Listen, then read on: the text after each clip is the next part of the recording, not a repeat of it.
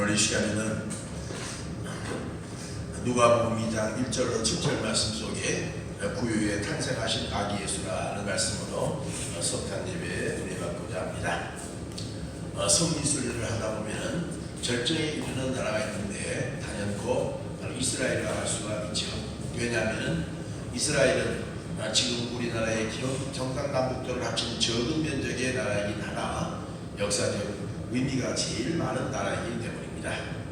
그 중에서도 예수님의 탄생교회를 어떤 꼽을 수 있겠는데요. 주님이 탄생하신 곳을 중심으로 해서 우람한 성전이 세워졌고 수많은 사람들이 세계 방방곡곡에서 순례하고 있습니다. 그러나 지금부터 2019년 전 주님이 탄생하실 때만 해도 그곳은 짐승들이 우글거리는 냄새나는 마구간에 불과했다는 것이죠. 물론 그 당시에는 비록 초라하긴 했지만 아기 예수님의 구세주의 탄생을 축하하기 위해서 전날 밤에 천사의 계시를 받아 찾아온 가난한 베들레헴 그룹에서 양을 치는 목자들과 또 하나님의 사자의 지시를 받아 수천리로 산을 넘고 강을 건너 국경을 넘어 찾아온 페르시아의 천문학자 동방박사 3명의 경배와 그리고 예수님의 친인척들의 소수의 반대 속에 아기 예수님이 탄생했던 것이죠. 본문 10절에 보면 나다들라 강고의사의 구유에 누였으니 라고 누가 의사는 증언하고 있습니다. 여기에서 깨달을 수 있는 것은 과거에 있으니 왜 하필이면 예수님이 만왕의 왕이시고 만주의 주였음에도 불구하고 화려한 그런 왕국이나 또한 궁궐에 태어나지 않으시고 가장 천하고 냄새나는 추악한 그런 마음간의 말구유에 탄생하셨을까요? 여기에서 오늘 말씀의 핵심은 오묘한 바로 계시의 비밀이 숨겨져 있다고 보거든요. 아무튼 예수님이 탄생하실 때 탐욕할 만한 우주의 대쇼가 전개되었던 것이죠. 이는 슈퍼스타의 탄생을 경고한 징조로 볼 수 있거든요. 먼저 하늘에는 큰 별이 수일 동안 움직이더니 예수님이 탄생하셨던 베들레헴의 말구유에 머물러 찬란한 빛을 평온하게 비췄고 그 별을 찾아 인도받은 동방의 세 박사 카스발 그리고 멜키오 발타바는 그 아기 예수님께 무릎을 꿇고 경배하며 황금과 유황과 모략을 드렸으니 천군 천사들의 찬양과 함께 예수님은 마리아의 몸을 빌려 탄생하셨던 것입니다. 찬송가 110장을 작사한 길버트 홀랜드 목사님은 성령으로 예수의 탄생을 이렇게 노래했죠. 공중에는 노래, 잘 흘리는 물결, 어머니의 기도, 아기 우는 소리, 구유 안에 있는 예수 임금신이 왕의 왕 되신 주께라 경배하세 라고 했습니다. 그래서 오늘 성탄절을 맞이해서 본문을 중심해서 몇 가지로 생각해 봅니다. 첫째로 역사적 배경에서 본 성탄의 섭리에 대해서 말씀을 드리겠습니다. 본문 1절에 보니까 이때에 가이사 아우구스토가 형을 내려 천하령과 호적하라 했으니 이 호적은 구레묘가 수리아 총독되었을 때 처벌한 것이다 그랬죠. 요즘으로 말하면 전 국민 주민등록 갱신이라는 법령을 내렸다는 것이죠. 왜냐하면 당시 유대는 로마의 속국이 있었기 때문에 혹시라도 모를 그런 유대인들의 구태타나 또한 데모에 효과적으로 대비하여 철저한 사업권을 집행하게 할 것뿐만 아니라 세금의 체계적인 징수를 위하여 정책적으로 다양한 로마 황제의 법령조치였다는 것이죠. 그 결과 예수님의 양모인 요셉과 마리아도 요셉의 고향 베들레헴을 찾아 마리아의 임신 상태로 낙향했던 것입니다. 그래서 본문 3절에 보니까 모든 사람이 호적하여 각각 고향으로 돌아가며 요셉도 다윗의 집 족속인 고로 갈릴리 나사렛 동네에서 유다를 향하여 베들레헴이라고 하는 다윗의 동네로 그의 정원한 마리아와 함께 호적하여 올라가니라고 했죠. 이는 역사적 관점에서 두 가지 사실을 입증하게 된 중요한 진리를 가르치고 시사해주고 있는데요. 그 첫째는 베들레헴에 탄생하신 구세주의 예언과 둘째는 예수님이 바로 하나님의 섭리 중에 로마 황제 아우구스토마저 사용하셨다라는 신비한 계시입니다. 먼저 메시아의 베들레헴 탄생인데요. 원래 베들레헴이라는 말은 베틀이라는 그런 집과 레켐이라는 이와 같은 떡의 두 합성어로서 베들레헴이라는 말은 떡집이라는 그런 의미가 있습니다. 이스라엘 둘째 왕 다윗의 바로 고향이기도 했고요. 또 성경은 다윗의 후손 중에 메시아가 탄생할 것을 예언하셨지요. 로마서 1장 3절에 이 아들로 말하면 육신으로 다윗을 통해서 나셨고 라고 했고요. 그 다윗의 어린 시절 그 부친 이새의 양떼들을 칠 때 그 고향 땅에서 키웠던 사실은 사무엘상 16장에 이미 입증하고 있습니다. 그런데 예수님 탄생하기 전 700년 전 이사야와 동시대에 선인 상대에서 예언했던 선자가 있는데요. 그 선자가 바로 미가죠. 그런데 미가는 예수님의 탄생 장소를 다윗의 왕과 같은 고향 베들레헴이었음을 예시하고 있습니다. 미가서 5장 기절에 보니까 베들레헴 에브라다야 너는 유다 족속 중에 장을지라도 이스라엘을 다스릴 자가 내게로 나올 것이다. 그의 근본은 상고의 태초이다 라고 했거든요.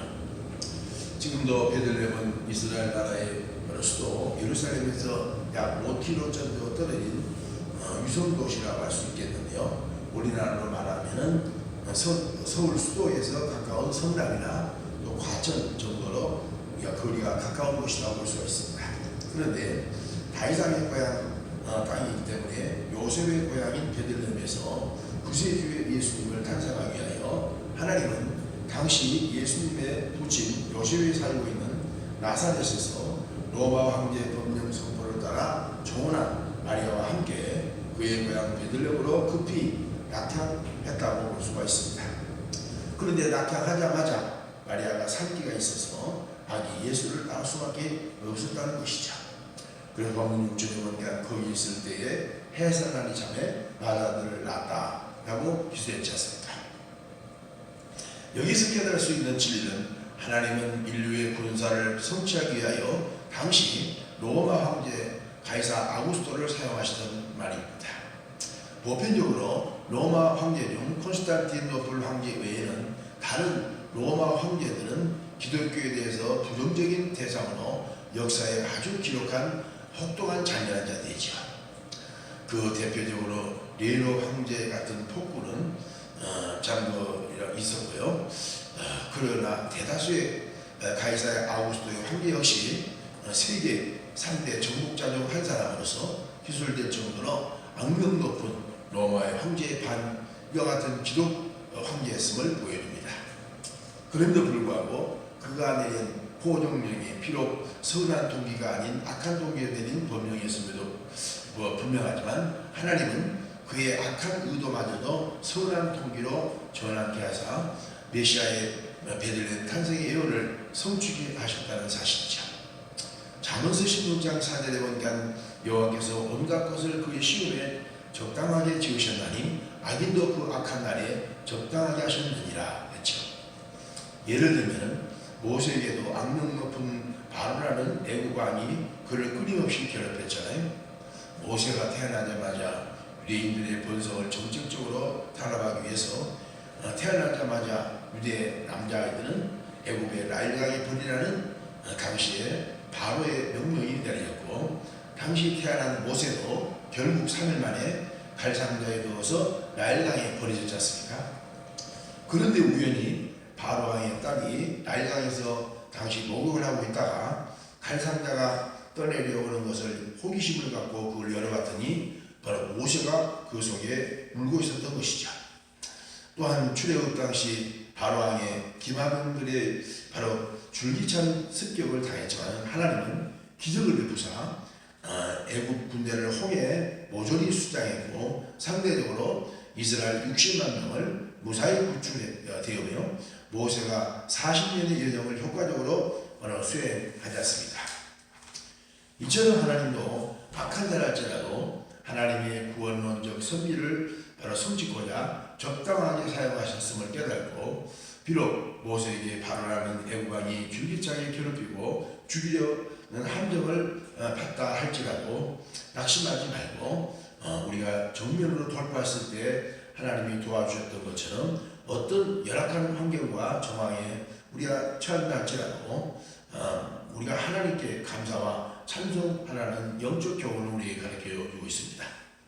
로마서 8장 28절에 우리가 이거니와 하나님을 사랑하는 자 그 뜻대로 부르시는 있는 자들은 모두 샤메께서 소를 이루시니이다 라고 했지 않습니까? 화가가 그림을 아름답게 그리려면 항상 밝은 색으로만은 불가능하고 중간중간에 어두운 이와 같은 색도 삽입시켜야 원근과 명암이 적당하게 잘 조화된 명작을 바로 완성할 수 있듯이 우리 인생의 여정에도 만사 형통만이 아니라 만사 불통일 경우도 있을 수 있다는 것입니다. 그러나 하나님은 그것마저도 그분의 섭리 중에 명품을 만들기 위한 과정이라는 사실을 우리가 명심을 하는 것이죠. 이를 마치 장마철 때 홍수는 그 자체만으로 불용일 수 있으나 그 홍수 후에 산하가 정화되고 깨끗하게 되는 사실을 우리는 부정할 수 없는 진리지 않습니까? 로마서 3장 5장 3절에도 보니까 사도 바울은 다만 이뿐 아니라 우리 환난에도 즐거워하나니 환난은 인내를, 인내는 연단을, 연단은 소망을 이루는 줄을 알미니라 그랬습니다.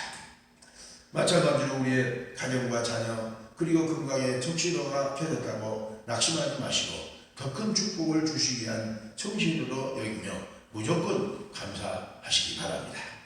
그럴 때 요셉처럼 그의 정원한 마리아에 의해서 메시아가 탄생할 수 있다는 것이죠.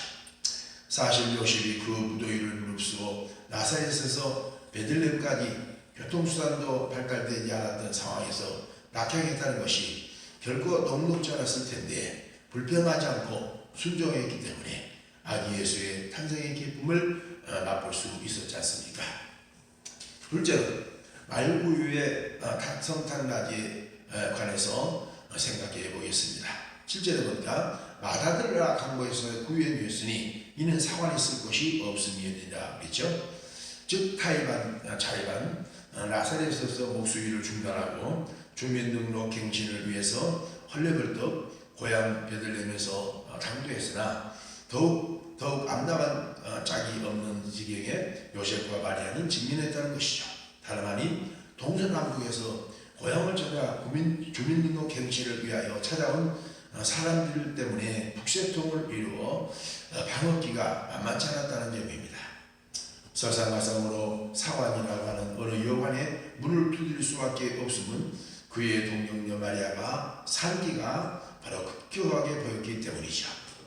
그래 본문 5절 하반절에 보니까 마리아가 이미 해산하게 되었더라 라고 했지 않습니까? 그 결과 사관 주인에게 사정을 이야기해서 방을 구해봤으나 이미 많은 사이였기 때문에 할 수 없이 그의 마음가로 쫓겨날 수밖에 없었던 것이죠. 여기에 사관 주인은 현대인의 어떤 모습을 보여준 사례라고 볼 수가 있습니다. 사관 주인 입장에서 당연히 만왕의 왕이시고 만주의 주 되신 아기 예수님을 사관뿐만 아니라 사관이 여는 방주를 위해서도 가장 좋은 VIP석을 모셔야 당연했음에도 불구하고 내피하는 초라한 그런 마음가짐을 내어 쫓아왔다는 것이 얼마나 서글픈 일이었습니까? 이사야서 10편 24편 7절에 보면 문들아 너희 머리를 들져라 영원한 문들아 들져라 영광의 왕에 들어가시리라 영광의 왕이 누시며 강하고 능한 여호와시오 전쟁에 능한 여호와시오다 문들아 너희 머리를 들져라 영원한 문들아 들져라 영광의 왕이 들어가시리라 영광의 왕이 누시며 만군의 여호와께서 곧 영광의 왕이시다 그렇죠. 즉 예수님의 십자가에 돌아가시면 막달라 마리아는 신령한 문에 열려서 예수님께 꿇어 앉아 300데나리온에 해당하는 옥합을 펴뜨려 그 발에 붓고 자기 머리털로 그 발을 씻는 영광스러운 응시를 드렸고요. 또 니고데모는 예수님의 십자가에 죽었던 그의 시신에 향품 100그릇 넣어 그의 장례를 도왔으며 막달라 요셉은 자기가 묻힐 묘를 대신 예수님의 장례를 위해서 제공했던 식량을 드린 것을 보게 됩니다. 그러나 사관 주인은 영안의 눈이 닫혀 있었기 때문에 만왕의 왕 되신 아기 예수를 풀에 접해서 자신의 마음가로 내쫓아 버렸으니 참으로 통탄스러운 일이 아니고 무엇이겠습니까? 왜 이처럼 그런 망명된 일을 당시에 사원 주인이 했을까요? 다름 아닌 그의 마음속에 욕심에 가득 찬 마음가짐이라고 볼 수가 있지요. 오늘날 현대인들은 황금만능주의, 대금주의의 그릇된 사상에 편승해서 예수님을 내 가족과 교회 그리고 내 심령 속에 부여할 필요 없이 불구하고 상한 주인처럼 돈에만 눈이 먼 나머지 생명의 주인을 내 마음과 가정에서 내쫓아버리고 있다는 안타까운 현실입니다. 마가복음 5장에 가다라 군대 들린 청년을 예수님은 기적적으로 고쳐주셨지 않습니까? 그때 군대 귀신이 나갈 빌미로 제시했던 것이 다름 아닌 2,000마리의 돼지였던 것이죠.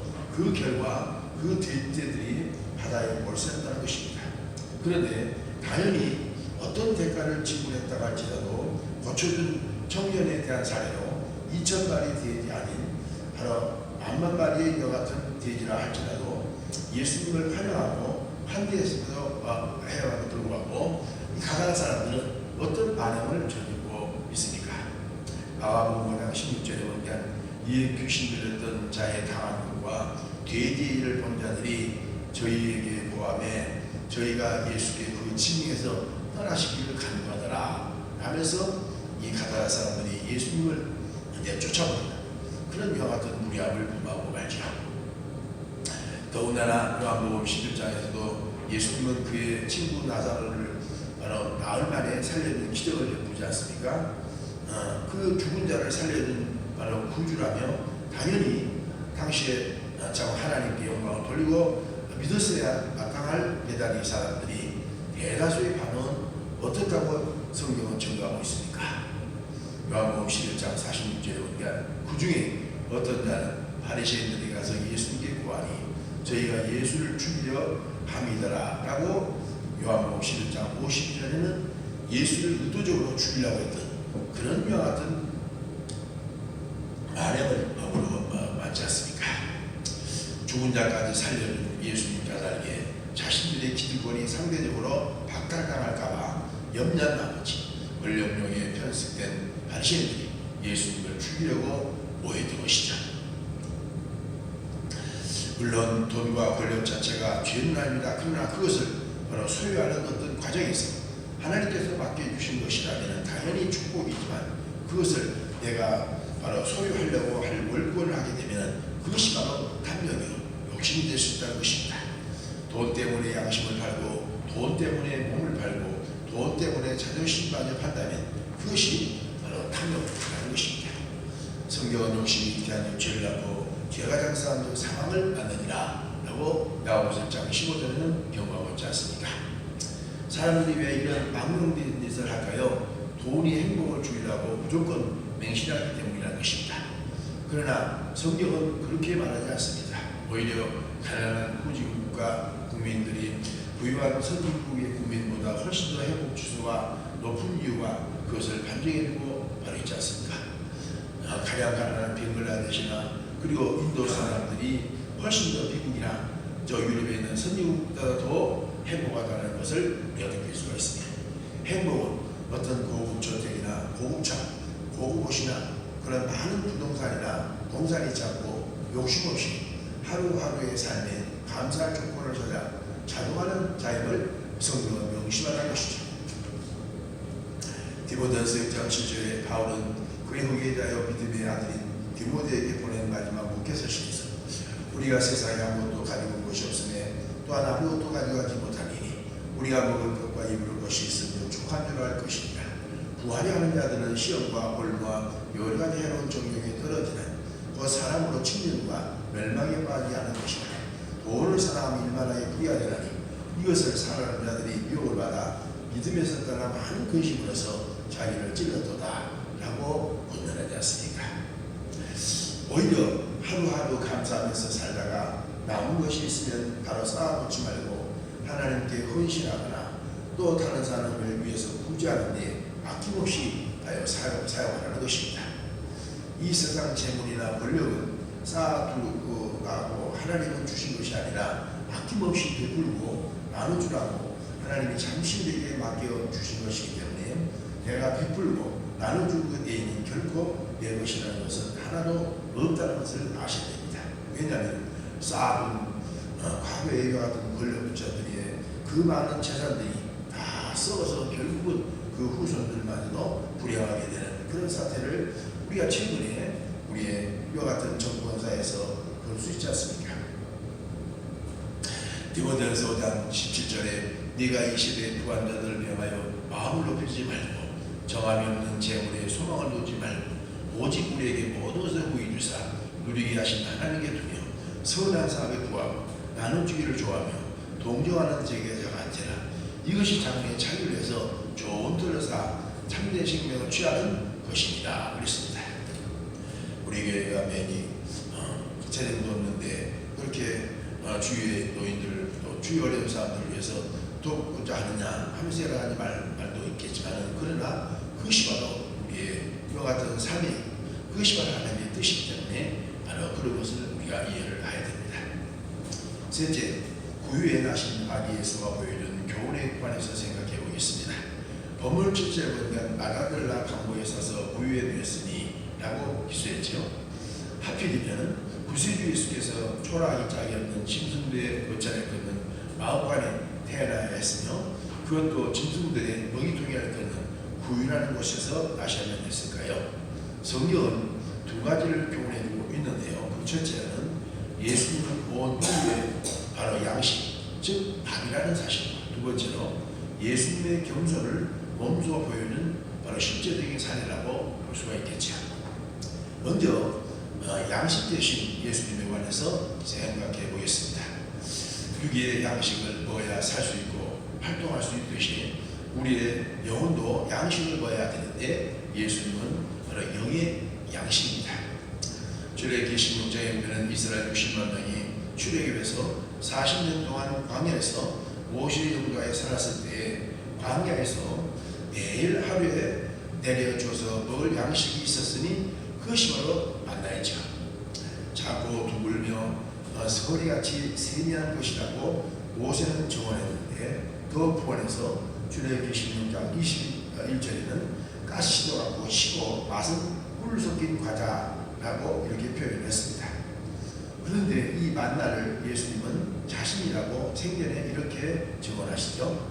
요한복음 6장 32절에 예수께서 이르시되 내가 진실로 진실로 너희에게 이르노니 하늘에서 내려온 떡은 모세가 준 것이 아니라 오직 내 아버지가 하늘에서 내린 참 떡이라고 하신 후에 요한복음 6장 48절에는 구원에서 이렇게 예수님 말씀하십니다. 내가 곧 생명의 떡이 너희 조상들은 광야에서 만나를 먹었어도 죽었거니와 나는 하늘에서 내려온 산 떡이니 사람이 이 떡을 먹으면 영생하리라. 나의 줄 떡은 그 세상의 생명을 위한 내 삶이로다 하시니라 하시면서 오병이의 기적을 향하신 후에 이렇게 친히 증거하신 것입니다. 그리고 십자가에 돌아가시기 전날 제자들에게 떡과 포도주를 돌리시면서 마지막 성만찬을 베푸시면서 제자들에게 일일이 떡을 주며 이렇게 자고 받아 먹으라. 이것은 내 몸이니라 하신 후에 포도주도 주시면서 이것은 받아 마셔라. 이것은 내가 너희를 위하여 피 흘린 죄사함의 편이라 라고 가르쳐 주시죠. 그렇기 때문에 성만찬을 주님 오실 때까지 들면서 하늘나라를 준비해야 되는데 이 떡은 곧 예수님 자신하고 일컫는 말씀이라는 것이죠. 지금 이 시간은 하나님이 부족한 이 종을 세워서 영의 양식을 먹이시고 계십니다만 문제는 육신의 밥을 먹고 난 후에 포만감을 느끼며 기분 좋은 현상이 나타나는 것이 하나님의 말씀을 듣고 난 후에 그 역시 기쁨과 평안이 넘쳐야 되겠는데 과연 여러분은 어떠시는지 우리가 한번 생각해 볼 필요가 있습니다. 예레미야서 15장 16절에 내가 주의 말씀을 얻어먹었사오니 주의 말씀은 내게 기쁨과 내 마음의 즐거움이니라 라고 시인은 예레미야 선지자는 바로 탄로하잖아요. 사실 여러분은 단순히 들려주는 것입니다만은 나는 설교를 한편 탐구를 준비할 때마다 해산과 같은 죽음을 필연적으로 맛봐야 되거든요. 그래서 사도 바울은 에베소 교인들에게 편지할 때에 설교 준비한 날을 위해서 좀 생각할 때마다 기도 좀 하라고 부탁을 하면서 에베소서 6장 18절에 이렇게 강구하잖아요. 모든 기도와 간구가 내 무시로 성령 안에서 기도하고 이를 위하여 깨어 구하기를 힘쓰고 여러 성도를 위하여 구하고 또 나를 위해서 구할 것은 내게 말씀을 주사 나라 입을 벌려 복음의 비밀을 감대히 알리게 하옵소서라고 간절히 부탁한 것을 보게 됩니다. 그래서 예수님이 태어나자마자 짐승의 먹이통이를 걷는 구유의 유식으로 짐승과 같은 저와 여러분들을 살린 생명의 떡, 양식임을 우리에게 입증해 보여주신 것이죠. 다음으로 말구유의 탄생은 주님의 겸손을 몸소 보여주므로 누구든지 부담 없이 찾아와서 구원받을 수 있다는 것을 보여준 하나의 실제적인 교훈이다 라고 우리가 알 수 있습니다. 사실 왕궁에서 호화롭게 예수님이 탄생했을 때 누구인 줄 부담스럽게 찾을 수 있겠습니까? 그러나 예수님은 초라한 마음 안의 몸소 탄생하셨기 때문에 누구나 찾아와서 그분을 부를 수 있고 또 그분을 볼 수 있고 또 기도할 수 있는 것이 아니겠습니까? 오늘날 교회가 문턱이 너무 높아서 낮고 가난한 자들이 찾아오기에는 너무 부담스럽다고 하는 푸념을 듣고 나는데 교회는 바로 문턱을 낮출 대로 낮추는 것이 좋다는 것이죠. 마태복음 11장 28절에 너희 수고하고 무거운 짐진 자들아 다 내게로 나오라. 내가 너희를 쉬게 하리라. 나는 마음이 오냐 겸손하니 너희는 내 멍에를 메고 내게 배우라. 그리하면 너희가 마음을 씌우니 내 짐은 쉽고 내 짐은 가벼우니라 그랬죠. 그런데 초대 야고보 시대에도 교회가 병들이 되어 본질을 상실하더라도 야고보 장로회를 통해서 하나님은 이렇게 책망하시죠. 그 이유는 교회 나올 때 외모로 사람들을 판단한다는 보편적인 그런 요 같은 관련한 것이죠. 예를 들면 금과 덕지를 띠고 화려한 옷을 입은 자들은 저 좋은 상석에 앉히라고, 더럽고 누추한 옷을 입고 온 가난한 자들은 너는 거기 섰든지 내 발등상 아래 앉으라 하면서 차별 대우를 교회가 의도적으로 했다는 까닭이죠. 지금도 교회는 장로석, 권자석이 따로 구별되어 있어서 일반 신도들이 거기에 앉을 수 없도록 차별화시킨 교회들이 많다는데 그것은 바로 악조라고 할 수 있죠.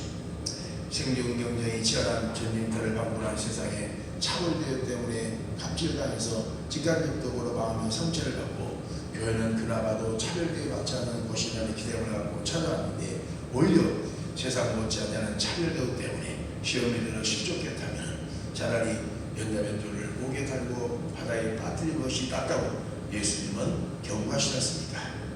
그러므로 이런 죄를 교회에서 범치 않도록 기존의 신자들이 초신자들이나 어린이나 아이들에게 양보하는 미덕이 절대적으로 필요하다고 봅니다. 오히려 모든 신분의 기득권, 연륜의 기득권, 능력의 기득권을 모조리 포기하고 예수님처럼 제자들의 냄새나는 발을 손수 닦아주는 지혜가 선행될 때 교회는 하나님 영광이 되고 세상에 칭찬을 할 수 있다는 것이죠.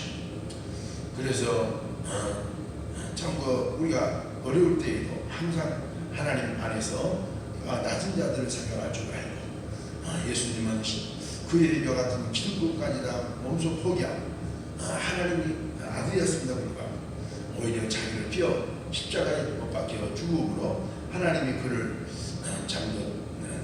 높여서 하늘이나 땅이나 땅 안에 있는 모든 자들로 그 바람에 무릎을 꿇게 하시고 하나님께 영광을 돌리게 하시지 않습니까? 역사적 관점에서 고찰한 바로 성탄의 하나님의 섭리는 이 세상 악인도 적당하게 사용하셨다는 것을 기억하며 어떤 열악한 여건과 형편에 직면했다 할지라도 우리가 감사하며 바로 기뻐하시기 바랍니다. 그러면 하나님이 합력해서 이 모든 것을 선을 이루시는 그런 하나님의 경륜의 섭리를 우리가 깨닫게 될 것이라는 것이죠. 더군다나 현실적 관점에서 고찰한 성자는 인간의 탐욕이 내 가정과 내 마음속에 바로 임재할 때 그리스도를 내쫓아버리는 망령된 행위를 자행할 수밖에 없다는 이와 같은 말이죠. 그렇기 때문에 우리 마음속에 날마다 탐심을 버리고 내 마음을 비워서 다른 사람을 나보다도 더 사랑 그리고 하나님의 영광을 더 나보다 내 영광보다도 앞서 생각할 줄 아는 그런 이와 같은 미덕이 우리에게 필요하다는 것이죠. 마음간의 구유에 탄생하신 그리스도를 통해서 양식이 되신 이와 같은 그리스도를 통하여 누구든지 하나님께 나아가서 그를 경배하고 하나님과 화목하게 되고 이웃과 화평을 누리게 하시는 하나님의 영광과 존귀를 돌리시는 귀한 성탄의 이와 같은 의미 있는 그런 날이 될 수 있기를 주 예수 그리스도로 간절히 축원합니다. 하늘에는 영광이요 땅에서는 참된 평화가 되시는 만군의 하나님 은혜와 사랑을 진정으로 감사합니다.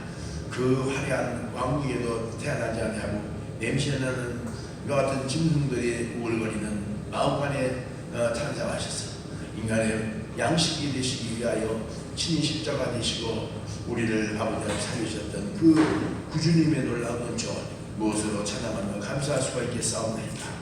오늘도 우리의 모습 그대로를 하나님 앞에 드리오니 하나님 받으시고 우리 속에 있는 모든 마음의 불정력들을 내쫓아버리시고 하나님의 거룩한 사랑과 그리고 감사와 용서만 넘치게 하옵소서. 구주 예수 그리스도의 이름으로 간절히 기도드리옵나이다. 아멘.